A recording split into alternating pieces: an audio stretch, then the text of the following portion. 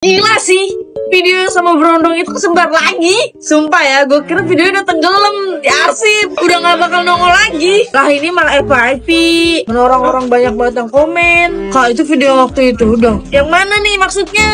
Itu loh yang waktu gue bareng Brondong itu, yang dia bantuin gue bersihin muka di kamar. Bare face, no filter, lighting seadanya. Gue malu sih awalnya, anjir ini muka mentah gue banget. Tapi dia malah bilang, justru lebih kelihatan muda tau. Gila gak sih, bisa-bisanya semanis itu. Udahlah, daripada videonya makin nyebar nih ya, gue kasih tau aja nih. Ini dia nih dalangnya, micellar water dari G2G.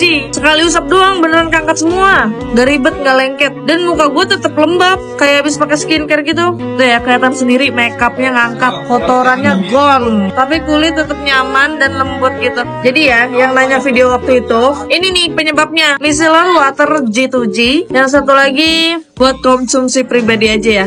Lihat sekarang muka gue fresh banget kan, anti beban.